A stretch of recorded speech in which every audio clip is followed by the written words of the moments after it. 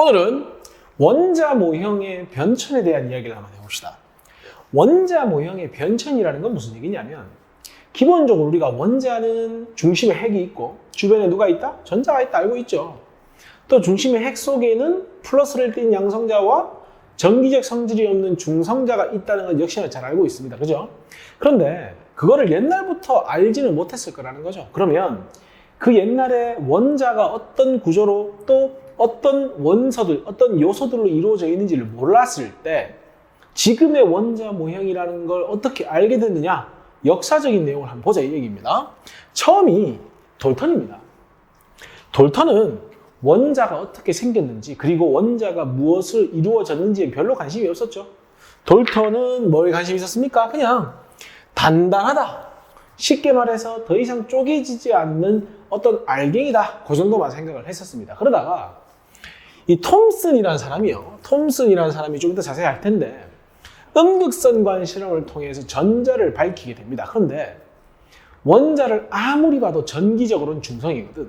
근데 전자는 마이너스야. 설명이 안 되죠. 그래서 우리는 알고 있죠. 원자 핵이 플러스고 전자가 마이너스고 합쳐서 0이라는 걸 알고 있을 텐데 그때는 몰랐으니 전체적으로 어떤 플러스를 띠고 있는 바탕에 전자가 콕콕 박혀있는 구조다라고만 생각을 했던 겁니다.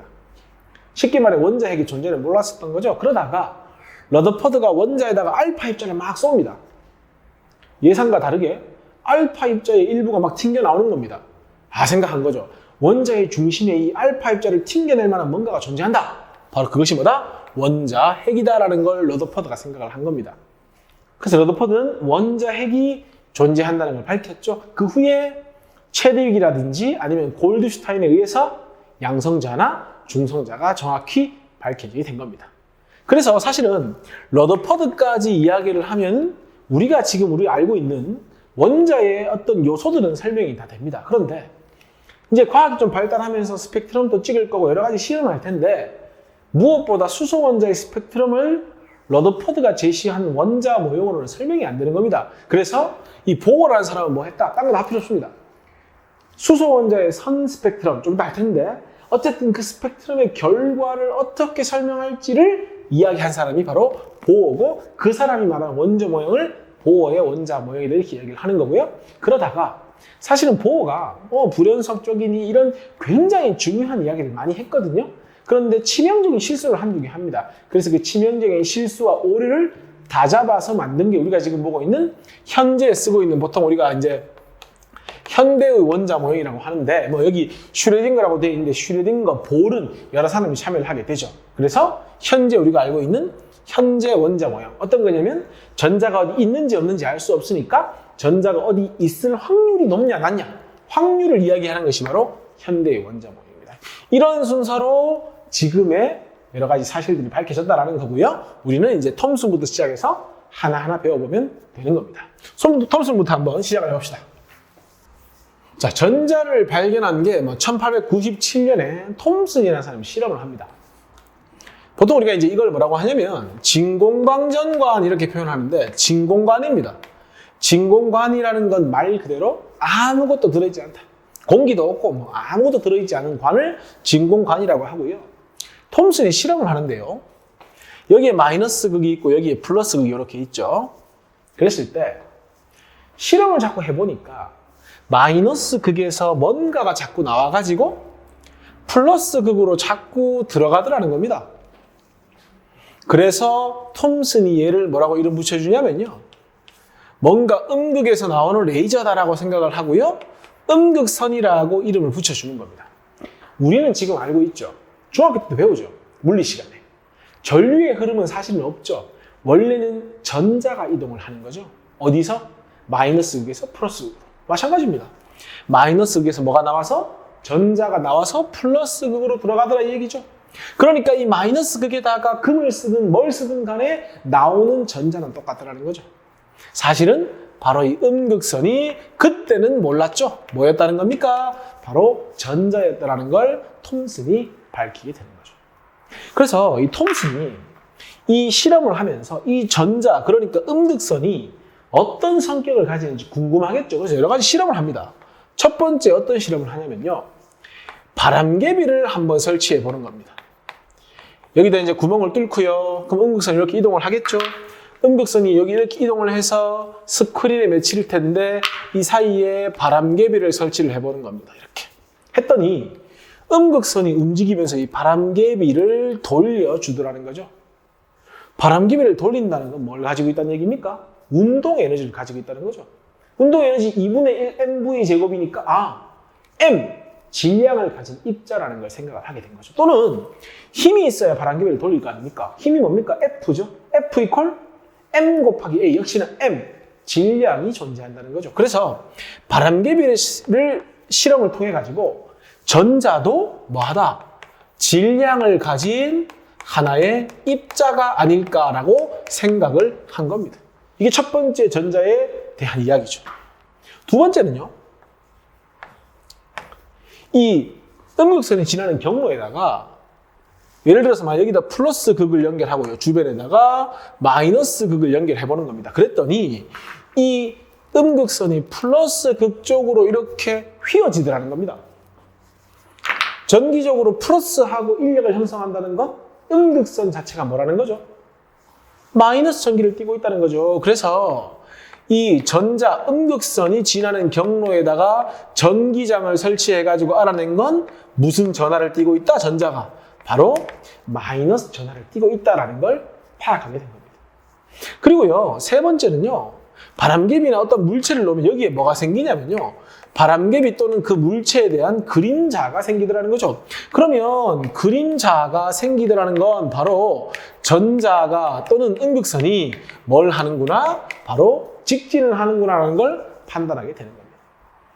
그래서 이 톰슨이 음극선 실험을 통해서 전자들이 이러한 성질들을 가지고 있다 정도 생각했다고 생각하시면 되겠습니다. 그래서 아까 잠깐 얘기했지만 결론은 이거죠. 아무리 봐도 원자는 전기적으로 중성인 겁니다.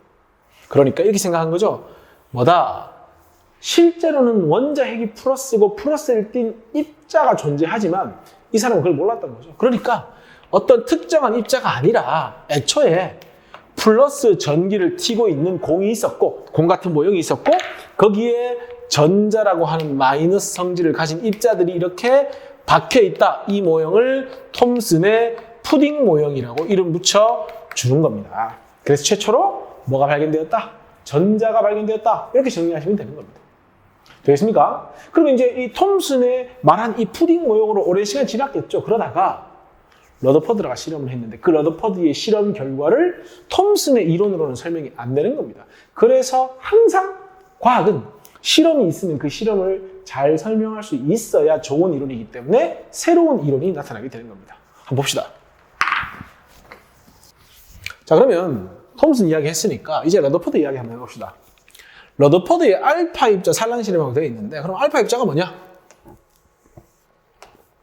알파 입자라는 건 우리가 잘 알고 있는 원자번호 2번인 헬륨 핵을 이야기하는 겁니다. 뭐 보통 헬륨의 원자의 질량수가 4인 게 맞으니까 질량수 4짜리. 그러니까 지금 이 헬륨 핵 알파 입자 속에는 양성자도 2개 들어있고 중성자도 2개 들어있겠죠. 그래서 이 금박에다가 알파 입자를 쏴주는 겁니다. 어떤 결과를 예측했냐면 어차피 톰슨의 이론까지가 지금 밝혀있는 상황이기 때문에 원자가 가지는 입자는 전자밖에 없죠. 실제로 우리 앞에서 배웠지만 전자의 질량은 양성자나 중성자의 1800분의 1밖에 안 되죠. 너무너무 가볍고 작죠. 힘이 없습니다. 그래서 대부분이 이렇게 그냥 통과해서 금박을 통과한 뒷면에 스크린에 이렇게 맺힐 거라고 생각을 했습니다. 러더퍼드가. 그래서 실제로 이 러더퍼드 알파 입자 산란 실험의 결과를 보면요. 첫 번째, 이 알파 입자의 대부분이 그냥 금박을 뭐 하더라? 통과하더라. 그래서 실험을 끝내려고 하는 찰나에 어떤 결과가 나타나냐면 정말 극히 일부긴 하지만 경로가 뭐 하거나 휘어지거나 이렇게 휘어진다는 거죠. 이렇게 휘어진다는 거죠. 극히 일부지만. 또는 정말 극히 일부지만 튕겨 나오는 일이 발생하더라는 거죠. 이렇게. 이거는 톰슨의 원자 이론은 설명이 안 되는 겁니다. 톰슨의 원자 이론에 의하면 전자는 너무 가볍기 때문에 알파 입자의 헬륨 핵을 튕겨낼 수가 없죠. 근데 이렇게 대부분이 통과한다? 그러면 생각할 거 아닙니까? 원자의 내부의 대부분이 알파 입자가 진행한다는 얘기는 극히 일부가 휘어지거나 튕겨나간다는 걸 통해서 뭔가가 있다는 얘기인데 그 뭔가가 크기가 크지 않다는 거예요.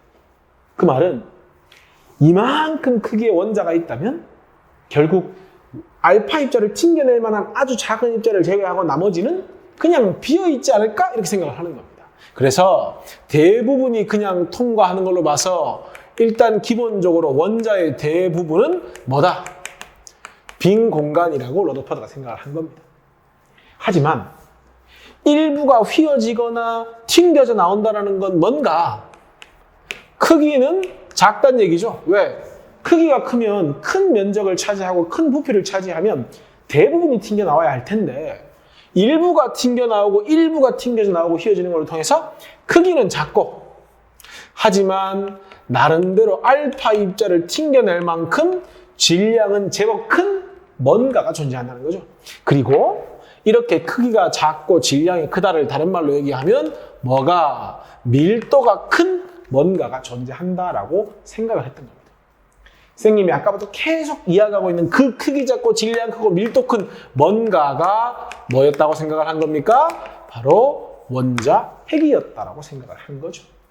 조심해야 되는 게 러더퍼드는 이 실험을 통해서 핵 속에 있는 양성자나 중성자에 관심이 없었습니다. 단순히 그냥 중앙이라고 생각을 했을 텐데 이 원자 핵이 어쨌든 튕겨낸다고 생각을 한 거지 그 원자 핵 속에 양성자나 중성자에 대한 건 이 시기에는 관계없었고 알 수 없었다는 거 꼭 정리하셔야 됩니다. 어쨌건 정리합시다. 실험 결과 대부분 통과하고 극히 일부가 휘거나 튕겨져 나온다. 그걸 통해서 뭘 알아냈다? 러더퍼드가 발견한 원자 핵은 대부분이 빈 공간을 차지할 만큼 원자 안에서 굉장히 작다는 거죠. 실제로 축구장 하나의 크기가 원자라면 그 안에 축구공 하나 정도의 크기가 원자 핵이 됩니다. 이거 작죠, 그죠? 그래서 이런 결론을 내게 됐다는 겁니다. 그래서 이 러더퍼드가 어떤 원자 이론을 내놓게 되냐면요. 중심에 플러스 전기를 띠고 있는 핵이 있다.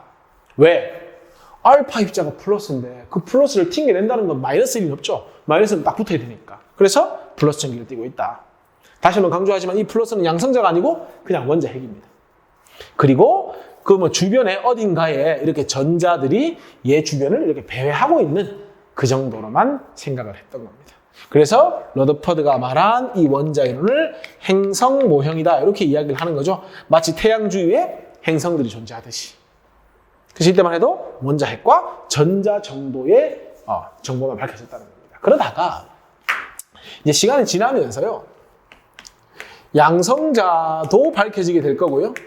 그 다음에 중성자도 그 후에 밝혀지게 되는데 이 양성자는 골드슈타인이라는 사람의 양극선 실험을 통해서 밝혀지고요. 중성자는 체드윅이라는 사람에 의해서 밝혀집니다. 좀 이따 문제 풀면 나올 겁니다. 근데 이거는 교과서에 없는 교과서가 많기 때문에 그냥 문제 풀면서 설명을 하고 개념 설명에 따로 집어넣지는 않겠습니다. 알겠죠? 이 정도 하면 문제 한번 풀어봅시다.